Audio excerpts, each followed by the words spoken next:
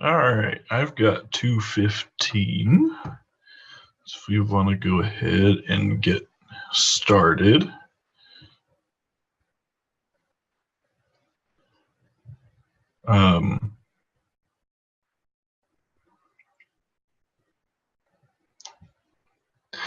See that the presenters are coming on with their videos. All right, just a couple of quick notes before we do get started. This session is being recorded, so it'll be available later. And if you unmute to speak, please remute while other people are talking, just to cut down on the feedback, etc. And this presentation is going to be on NGDLE and mapping Sakai's route to it. And we have several different panelists that will be here today, and I'll just do a quick run through on some of them that'll be speaking with us during this presentation, and then hand it over to them and they can go ahead and get started. In no particular order, we have Jeff with us. Jeff Pash is the Director of Academic Application Development at New York University. He works closely with developers, UX designers, and instructional technologists, students, and faculty to continually improve NYU's teaching and learning applications, including Sakai. Dr. Chuck is also with us and teaches in the School of Information at the University of Michigan, and he's the chair of the Sakai Project Management Committee. Lucy Talents is with us, and she's a visiting academic at the University of Oxford, a keen advocate of open source software and e-learning to support environmental conservation in biodiverse but poor countries. Josh Wilson is Longsight's VP for Operations and Planning, and he leads client relations, project management, and leading new initiatives. Jolie is a learning technology analyst and learning innovation at Duke University, and she provides support for Duke's learning technologies such as Sakai, WordPress, and VoiceThread. Kyle Blythe is a UX design specialist at New York University. He works with project teams to gather requirements, design features, and provide functional expertise. So with that, I'll hand it over. I think Josh has got something to get it rolling. And if you have any questions or need tech support, you can post that in the chat, and we'll be monitoring that. All right.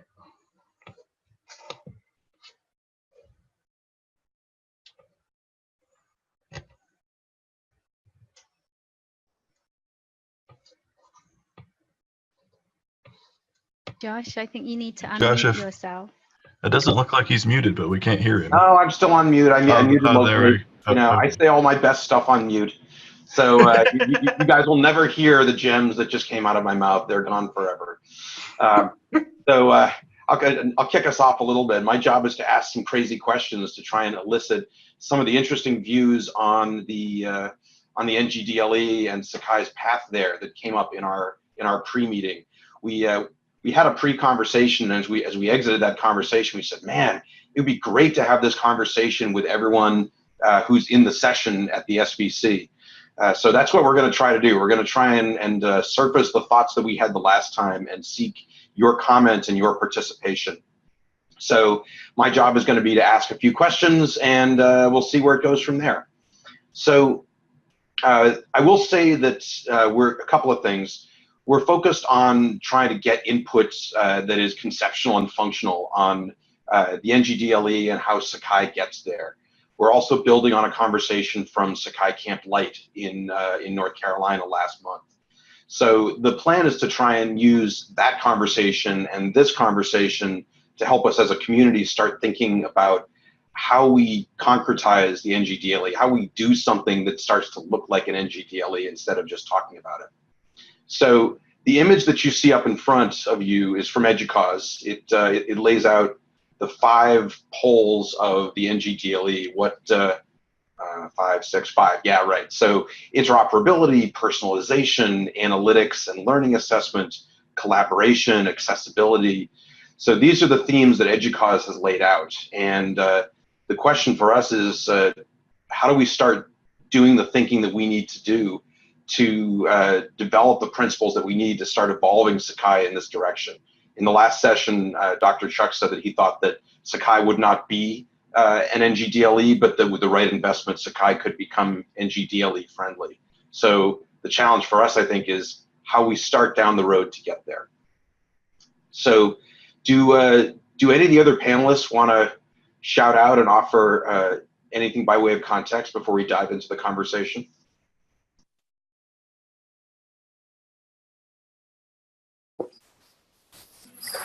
I see nodding, I see head shaking. All right, let's get going then.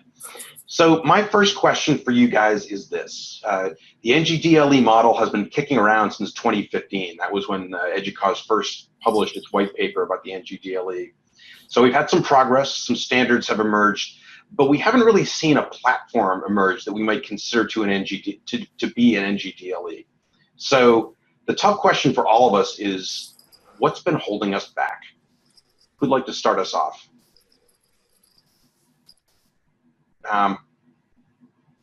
So actually, I'm gonna ask Lucy to dive in first because you know, in a lot of ways, you know, when we talked last, you articulated the idea that was on a lot of our minds. So you want to start us off? Yeah, I'm not sure I can articulate the same idea that's in your mind. Tell me what it was. So I know that some of the other people in that conversation brought up the fact that the NGDLE, it hasn't happened yet, partly because people are just trying to make learning management systems NGDLEs. They're trying to add more and more functionality to them. And that's driven by software trying to please everybody, but I think it's also driven by the commercial pressures.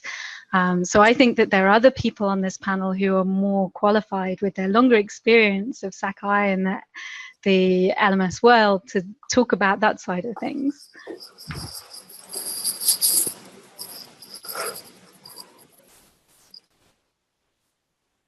Well, I'll throw out an answer that maybe will just kind of trigger some things, specifically to the question that Josh asked, and that's what's holding us back. I'll just throw out a inflammatory statement, and that is, well, I love the NGDLE, and I just was happy when it came out, and I'm like, yeah, that's it. I'm not sure any end users actually said, hey, world, go make us an NGDLE, right? I'm not.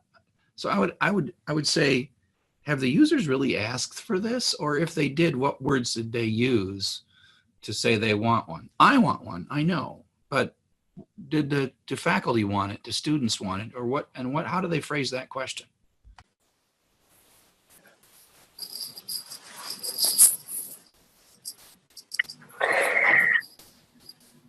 I think this is Jolie. I think something that we said that I heard in the last conversation, I was in Chuck's session prior to this, and NGDLE came up there, that we're not going to build that. The next generation digital learning environment is an environment, it's not a single product. And I think the question is when we look at the characteristics that exist in a next generation digital learning environment, what is it about Sakai that might be missing, or we need to think about more for it to have a really effective place in that environment? What does that look like? Yeah, I agree with that. And I was just glancing back at the NGDLE white paper by EDUCAUSE, which is where this term came from. And one of the things it says in there is it must be an environment or ecosystem, a dynamic, interconnected, ever-evolving community of learners, instructors, tools, and content. Sounds like that was written by somebody in education. So yeah, so I think part of the answer to the question is really defining what it is, because in a lot of ways, I think many schools do have an ecosystem of tools, right? We have tools connected to Sakai, and I think it's I think it's taking it kind of to a next level of interconnections, interoperability between tools. And this is kind of highlighted in sort of the 5 key domains, which I guess maybe we show in that, let me pull up the Zoom again. Yeah, I think we showed in that opening graphic, but for folks who missed that, these ideas of interoperability and integration, personalization, analytics, collaboration, accessibility, and universal design. So it's a question of, so we have that to some degree at different universities. I think what the paper sort of pushes for is maybe more disaggregation of functionality from the LMS, but also overall attention to, analytics. Are you gathering data? Personalization. Do you have the ability to sort of customize to meet, individuals' needs? And accessibility and universal design. So I think it's a vague concept, and I think part of what we're doing here today is taking sort of that more vague construct that's been put out there and saying, what does it mean for our community? So I want to run off the rails a little bit, as I do sometimes. And one of the things that we didn't discuss, the panelists, was really kind of throwing this particular question out to everyone, but we seem to be there. Jolie mentioned that we got to figure out, what it is that we do well and what it is that we need to do to get to that next level. Dr. Chuck mentioned that it really is all about what faculty need and what students need. And Jeff, you're making very much the same point. So I wonder if it would be interesting to open the floor at this point and ask people maybe to enter in the chat what they think is missing from Sakai as it stands today, and what ought to be in there for an NGDLE. So essentially, if we're considering the delta between where we are today and where we want to get to, what are those things? What are those capabilities? That would fill that gap and get us from where we are today to where we want to be. So I'll give you guys a second to begin to toss some things in the chat, and then maybe we as panelists can react to that. Well, Pat Miller of Notre Dame has already got a really good sort of opening question in there, and he brought this up in a couple other talks about XAPI and Caliper. And the thing that I would add, when I look at the NGDLE, the picture that Josh started with, it's got all these little circles and lines between the circles, and we always assume that just means data flows everywhere and it just works wonderfully. And so the problem is that we've got XAPI, we've got Caliper, yeah, that picture right there, and look at all those lines, right? That supposedly like seamless, beautiful data flow and awareness of all the other things going on at the same time, in a sense, similar to the way LMSs kind of know what's going on in other tools. No, if they're not together, they still have to have ways to know about each other. And I think that the whole marketplace has successfully used LTI in terms of sort of the front door of the launching of things. But in terms of the analytics and tracking, the whole marketplace has been confused. There is XAPI, which is sort of like the progeny of SCORM, but much more popular than SCORM. And then there's Caliper. And I think that the market, especially higher ed, is sort of paralyzed to try to decide which of these things should we double down on and which of these things should we implement severely. And so we have a little tiny XAPI provider inside Sakai, but it's not much. And so the problem for me is, would I work on Caliper XAPI inside Tsugi or inside Sakai? And the answer is, if there's nowhere to send the data to that I can actually get a pretty picture, it's really quite frustrating. Why are we gonna go and spend 6 months and send so much data to a black hole that's not even ready to take it?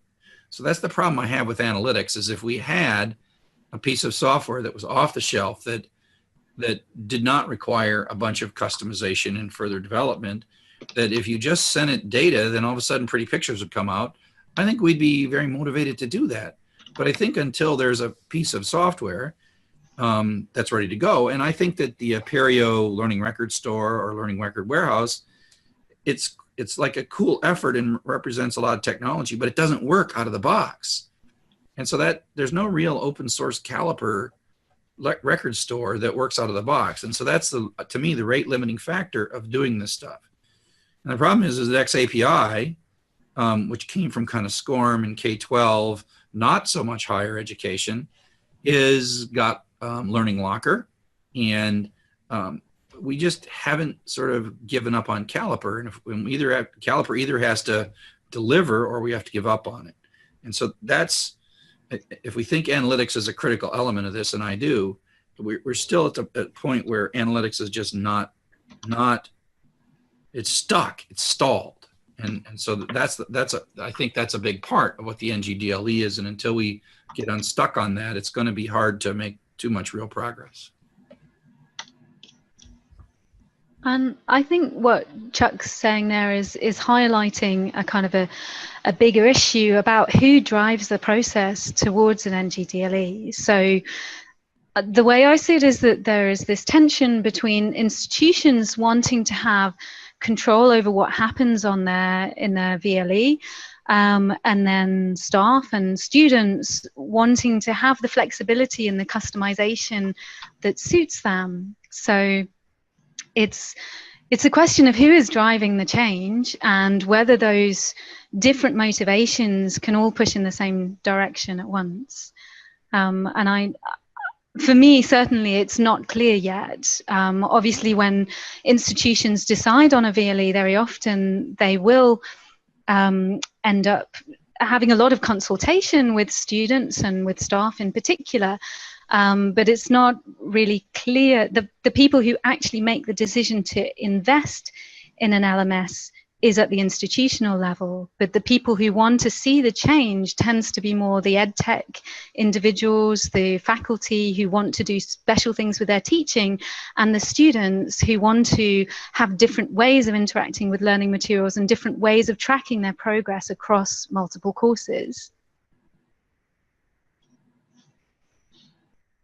So that's a really interesting question, that we all wrestle with, is how to connect the dots between, the folks who have feet on the ground and need the changes because they're trying to make something happen in the trenches of teaching and learning, and the folks who hold the purse strings or the folks who can actually make the change technically. I'm curious from the other panelists what some of your thoughts might be about connecting those dots. And before we go there, I want to note that Julia Forsyth is sharing her screen now. We've asked her to do some live sketching of the conversation. So that's what you're seeing right now. Anyway, to the other panelists, how do we connect the dots? Well, it seems like it's always going to be a balance. I mean, I think that sometimes you can get to the folks who are making the decisions by saying, hey, a big priority of yours is having data that relates to your accreditation, that relates to your efforts to, show progress, etc. But you can also get to them in a way that's to say, hey, we can show you that your faculty prefer this experience, or we can show you that satisfaction at these institutions is very high. And so that's kind of blending the two in a way, because you are appealing to the folks on the ground, to the instructional technologists, to the faculty, but you've got to have a data-driven way to bring that back to the decision makers, in order for them to move in that direction.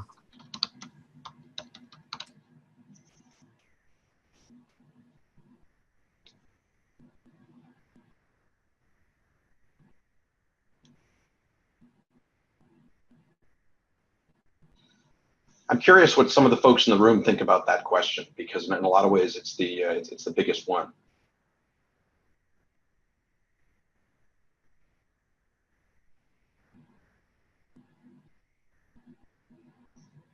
Rephrase the question, Josh.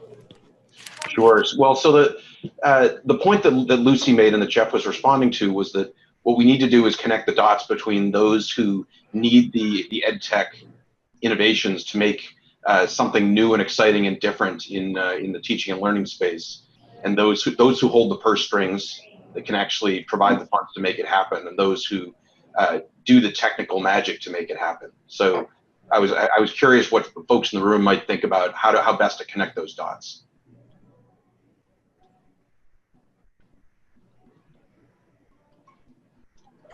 It sounds like it's the age-old story of making the case, where those who believe a certain feature, functionality, system, whatever technology thing, widget, is best for their institution, make the case to those holding the purse strings.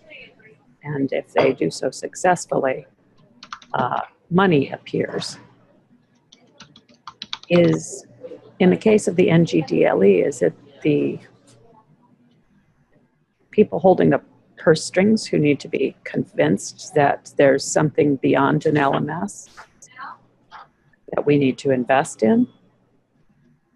That's for the people holding the money. And then for the Sakai community, our tough thing, I think, is, and I think I put this in the chat, is that prior to this date, we've been building Sakai.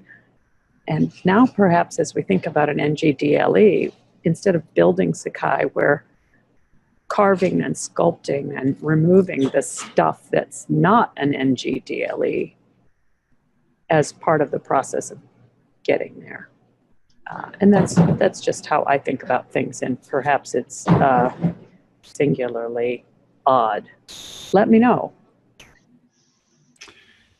So I'm having a bit of deja vu and a moment that didn't actually happen in history at all.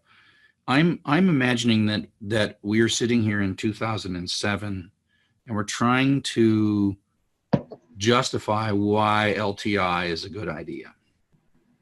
And everything about how are we going to get money to make it happen? How are we going to convince users that this is what they want? None of that works with a thing that doesn't exist yet and that the users can barely conceive of. And the money stakeholders at universities can barely conceive of it. They don't understand what it is. And so when we did LTI, we didn't wait to get like the blessing of powerful people with very little forward vision. We didn't wait for teachers who were really no more interested in the next 7 weeks, next 7 days of how they were going to use the LMS. They weren't worried about it. And I think if we're really honest with ourselves, the faculty don't know why they want an NGDLE, and the management will not know. We might maybe get a foundation to say, here's $2 million, make a proof of concept of the NGDLE. That would be great, right? And then we would build it kind of like what we've done in the past, where we just go, and if you build it, they will come, kind of a thing. And that's how LTI worked. And boy, it took a long time. I mean, we built it over and over and over and over again. And then finally it hooked because it started solving people's use cases and solved those use cases in ways that no one had ever been able to solve before. And now it's just kind of like everyone goes like, why, of course. And the very people that wouldn't have given us any money to write LTI or wouldn't have given us any support or wouldn't even have imagined that it's a good idea, you know, those are the very people that don't care about NGDLE right now, which means it's 99.9% of the people in the world just do not care about NGDLE. And so I'm like, well, if I go back and look at history, the only thing that got us is just build it. We make it possible. And then once we've made it possible, somebody else will find the use case for it. So following on that a little bit, you know, Chuck, when we talked the last time, what you said is about the NGDLE, you said the question ought to be, what are the things that your LMS doesn't have that you need? What are the things that you need to teach with? Are there NGDLE use cases that LMSs aren't satisfying? You know, and as I look back at that conversation, we posited two different visions for the NGDLE, and these aren't the only two, but these are the two that we talked about at the time.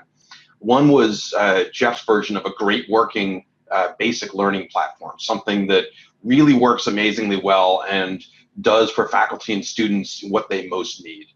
The other vision that we kicked around was a more complex, personalizable platform that offers everyone the kinds of innovation that they need, either individually or at a program level. I was joking that it was Tsugi for all. But I think these are, I'm curious whether there are other visions of an NGDLE that might have come to the fore for us as we've had some days to sleep on this. And I'm curious whether there are other visions that are out there in the room right now.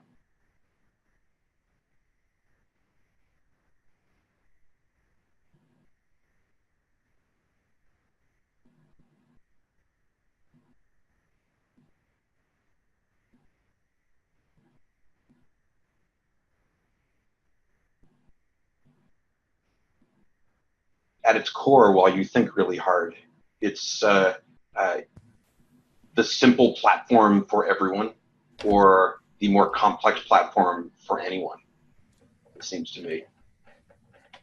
Yeah, I think that, I spent the morning at a meeting where we talked about how higher education is going to change and how MOOCs are going to change that. And I think that we've always talked about how there was Web and Web 2.0, and it's like, it's like we keep saying LMS 2.0, and that it's an LMS that's a set of building blocks rather than a big monolithic thing. And we sort of make a run at that, and then we just kind of get drawn back into the LMS.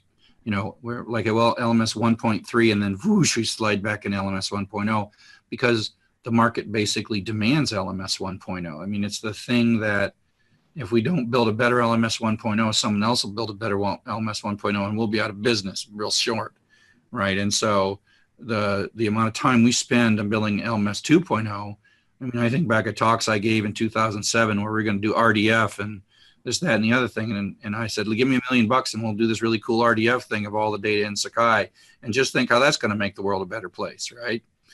And everybody puts APIs in and REST services and all this stuff. And the economic competition of, quarter by quarter battles just advocate against any risk taking in the current marketplace. But I think that's why you need to allow the faculty to be the ones to take the risks, because for them, it's a very small risk. I mean, institutionally speaking, individual faculty experimenting, that's what we do as academics. It's what we do in research. It's what we do in teaching.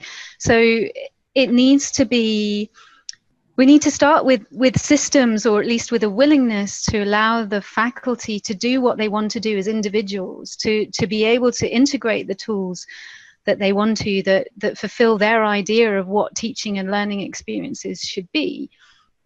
So I think you're right that the institutions aren't going to take the risk initially.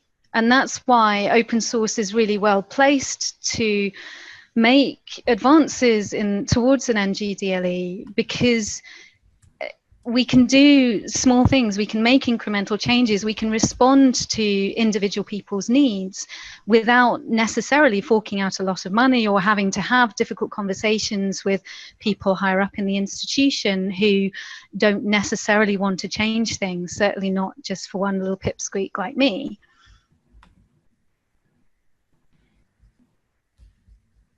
Yeah. I mean, at least the institution will get out of your way, not be in your way.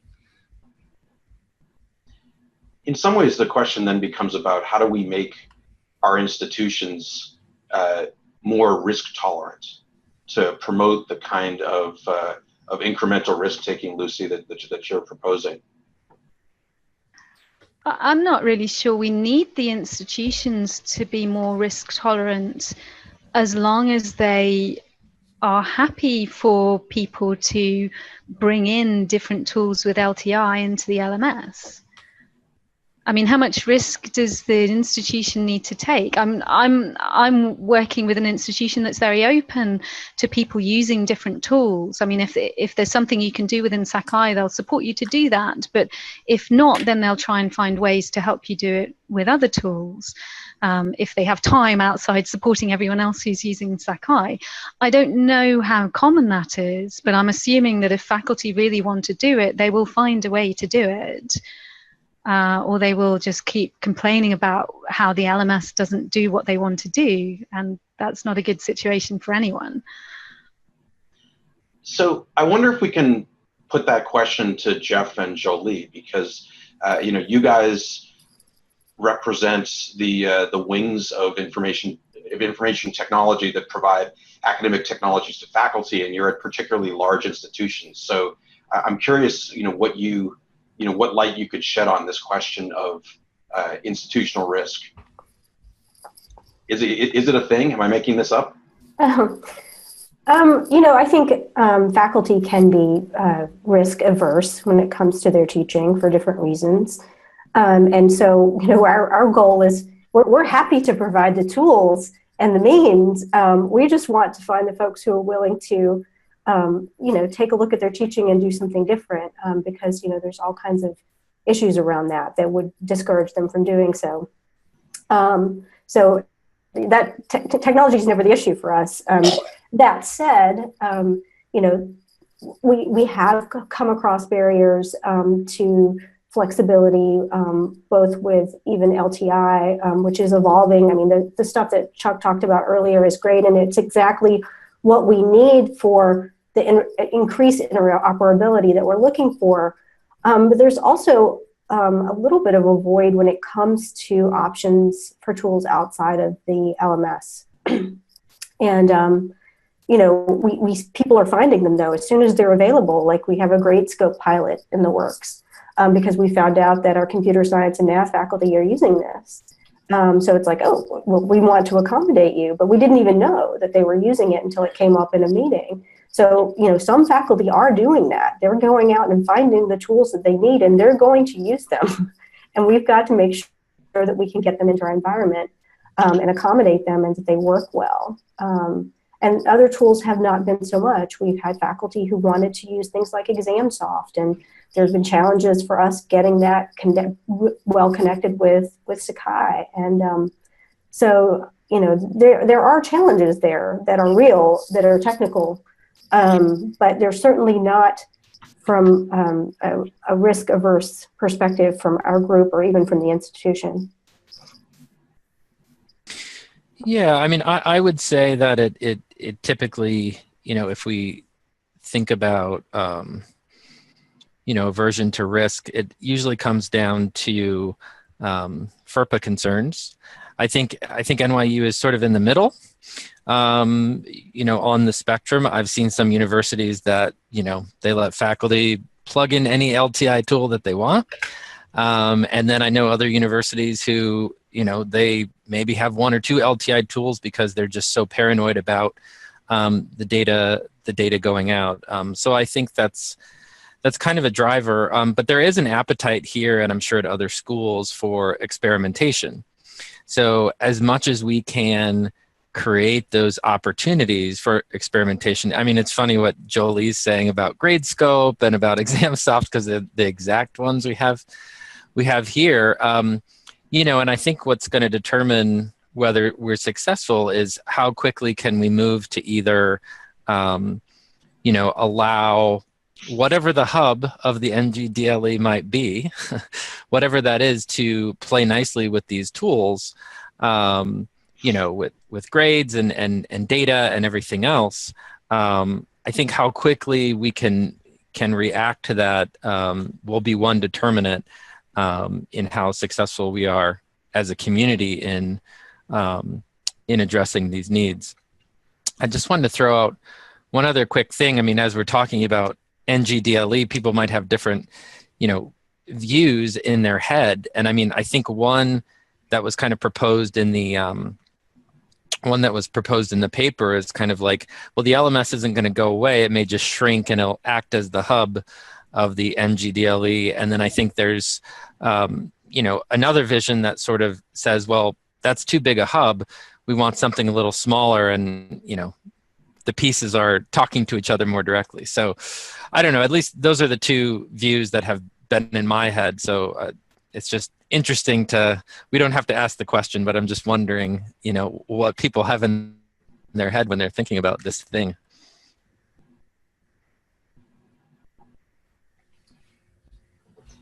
So it's 2:50. We have about 5 minutes left, and I'm curious if anyone in the room wants to pose a radical, provocative question to the panel, or a question that is neither radical nor provocative. This is so maybe we could make this your moment for your questions. So I'll make a provocative statement. We'll see if it falls flat. So I like to think that I live in NGDLE every day already, meaning that I don't author in the learning management system. I've got my own hosted stuff. I use it in Coursera. I use it in Sakai. I use it in Canvas. I use it in CanvasNet. And I live the NGDLE lifestyle right now. And I tell people about it, and they're not jealous of me, right? They don't go like, wow, that's the coolest thing. You're driving a Tesla. That's so awesome. And so, I mean, I'm doing it, and they don't want to be like me. And I got one colleague, and she was teaching a Python class, and she used all my Python autograders. And she said, this is the best this is the best class I ever taught, because I'm doing so little work because your stuff is all there. And I'm like, yeah, hashtag NGDLE. But, you know, but in 3 years of trying to get people, my own colleagues, to think this way, and trying to say, quit just authoring quiz questions in the Coursera UI. Let's do hashtag NGDLE instead. And they're like, oh, then I got to learn something. Let me just keep clicking in this like LMS UI that Coursera has. I know it's miserable. I know I never get my content back, but I don't want to learn anything. So that's one of the frustrations I have, is when people are presented with something that looks like the NGDLE, they don't immediately feel good about it and say, I want one of those. And so that's why, for me, I just figure I'm going to lay train track and lay train track and lay train track and hope someday a train shows up. Even though I don't have the trains, they're not waiting. It's not like they're sold tickets on these trains and people are sitting on the trains waiting for me to make a train track. I'm just making train tracks, and trains haven't been invented yet.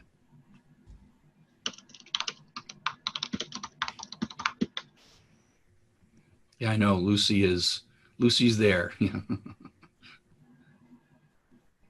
Yeah, no, I know. So Lucy, you're like my colleague. You're like Colleen, right? So you see it. And so you're one of the few people that's jealous of me, or at least wants what I have, right? Because you see the value of it. But it's really hard. I mean, Lucy, have you tried to show other people what you're trying to do and have them go like, whoa, that's the best ever? Well, if you'd come to my session that was just before this one, I would have been showing you then. But no, I mean, I think you're right that it's a message that people aren't open to yet, because they are so pressured. While they might have frustrations about how their teaching goes, it's hard to learn the new tools that you need. So I think that one of the challenges with NGDLE is to make it easy and make it incremental, so that people can just take on little things at a time and see how much better that makes their teaching, and then be enthused to learn more about it. So it is 2:53, and I want to give a huge shout out to Julia Forsyth for her really amazing scribing of this session. So Kyle, you're the moderator. I want not to steal your thunder, but I want to make sure that we acknowledged everyone, and acknowledge Julia in particular, before we break. Yes, thank you, everybody. Great session. I think it brings up some interesting points on the topic, and I hope everybody can continue to contribute to the conversation. So thanks, everybody, for sharing.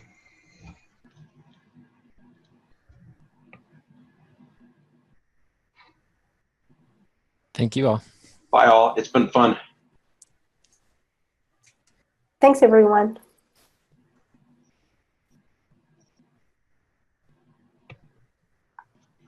Thanks all. And if you want a little break after this, I'll be leading a mindful meditation in another session.